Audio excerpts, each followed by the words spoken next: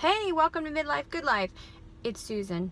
This has gotta be the good life. This has gotta be the good life. This could really be the good life. Good life. I say, oh, this feeling that you I have a can't. lot of time to myself, and I don't know if you know it or not, but I'm a talker. And so I talk to myself, and my mind is always going, and I have things to say, and you are who I'm saying it to. Yeah, you are who I'm saying it to. And I was just thinking about being a minister's wife, a pastor's wife.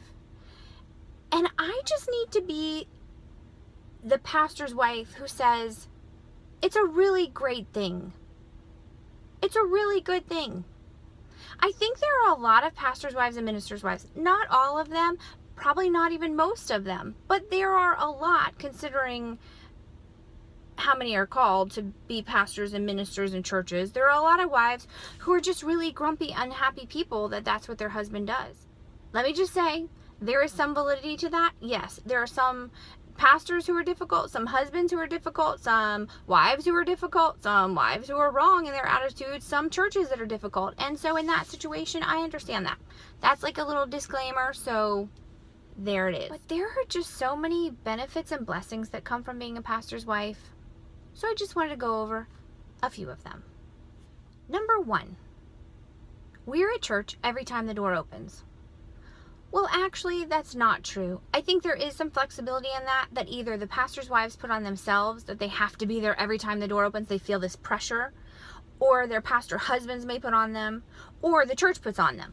But I think it's probably a false pressure sometimes. And even if it's true, what's so wrong with being at church all the time? It's a good place to be.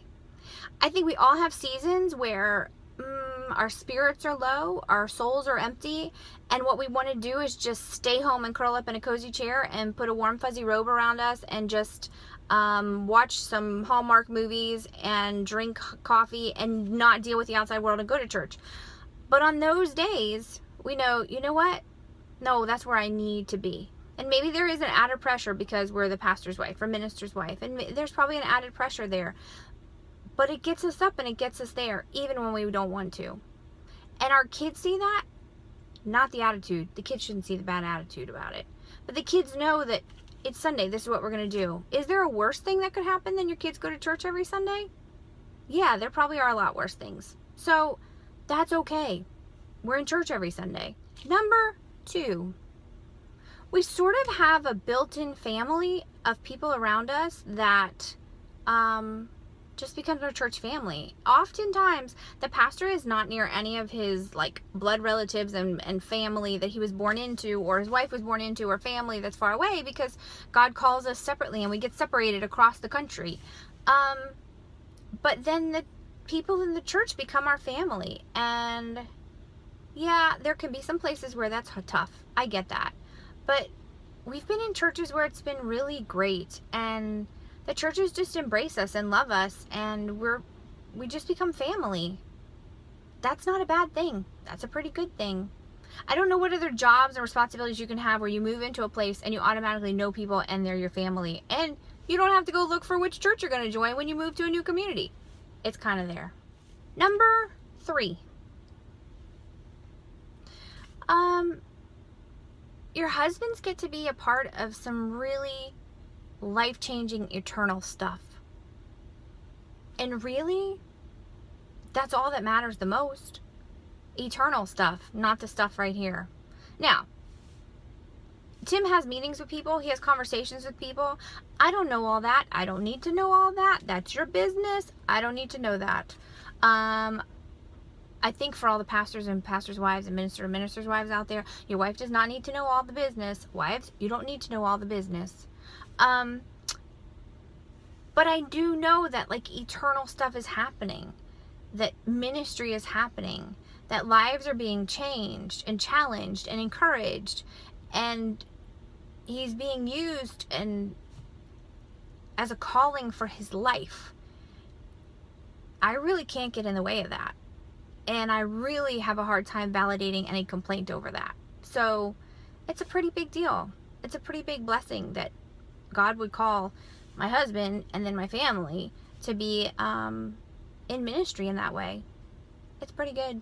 Oh yeah, I mean, that's not comprehensive, and there's a lot of other things, and I know a lot of arguments could be given in the other way, and I do believe that there are pastors' wives who have been in really tough situations and really tough churches, really tough relationships with their husbands that have not been right and been really damaging.